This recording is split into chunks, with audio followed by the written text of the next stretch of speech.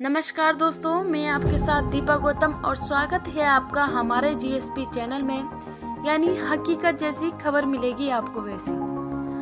आज हम बात करेंगे नौजवान क्रांतिकारी खुदीराम बोस की। खुदीराम का जन्म 3 दिसंबर 1889 को पश्चिम बंगाल के मिदनापुर जिले के बहुबेनी नामक गांव में कायस्थल परिवार में बाबू त्रिलोकीनाथ बोस के यहाँ हुआ था।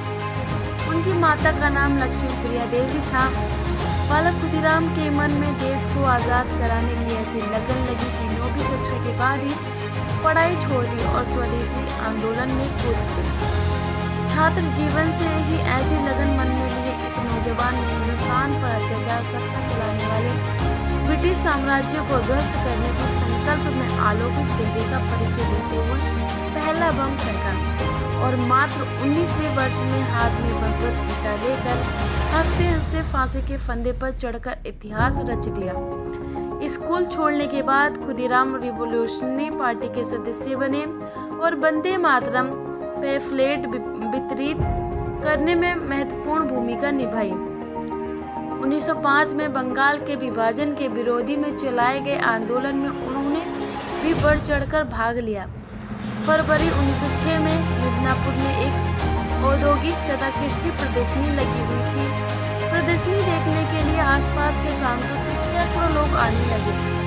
बंगाल के एक क्रांतिकारी सत्येंद्रनाथ द्वारा लिखित सोनार बंगाल नामक ज्वलंत पत्र की प्रतियां खुदीराम इस प्रदर्शनी में बांटी। एक पुलिस वाला उन्हें पकड़ने के लिए भागा। खुदीराम ने इस सिपाही के मुंह पर घूंसा मारा और शेष पत्रक बगल में दबाकर भाग। इस प्रकरण में राजद्रोह के आरोप में सरकार ने उन पर अभियोग चलाया, परंतु गवाही न मिलने से खुदीराम निर्दोष छूट गए। इतिहासवेत्ता मालती मलिक के अनुसार 28 फरवरी 1906 को खुदीराम बोस गिरफ्तार कर लिए गए, लेकिन वह कैद से भाग निकले।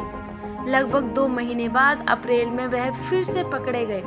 16 मई 1906 को उन्हें रिहा कर दिया गया।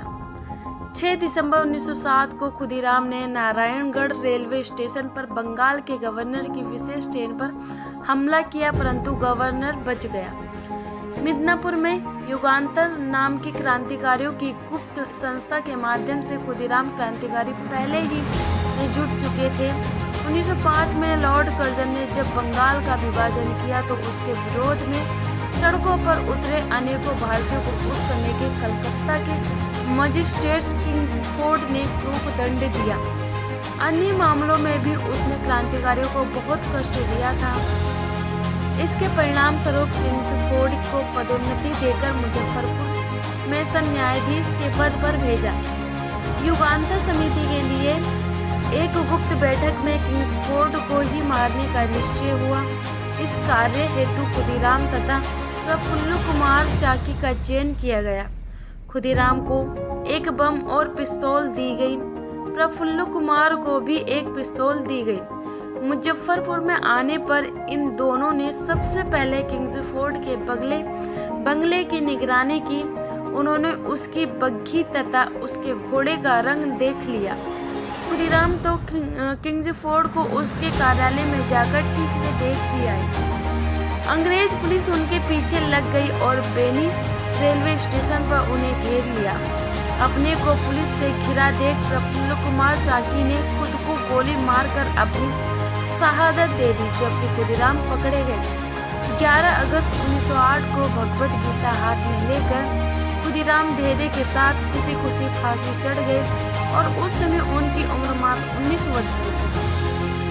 यह देखकर किंग्सफोर्ड ने घबराकर नौकरी ही छोड़ दी। सबसे कम उम्र में देश के लिए शहीद होने वाले खुदीराम बोस ही थे। मुजफ्फरपुर जेल में जिस मजिस्ट्रेट ने उन्हें फांसी पर लटकाने का आदेश सुनाया था, उसने बाद में बताया कि खुदीराम बोस एक शेर के बच्चे की तरह निर्भीक होकर फांसी के तख्ते की ओर बढ़े थे। ऐसे ही अपने देश में जन्मे महान हस्तियों के बारे में जानने के लिए हमारे चैनल गौतम स्मार्ट पॉइंट को सब्सक्राइब करें और बेल आइकन जरूर दबाएं।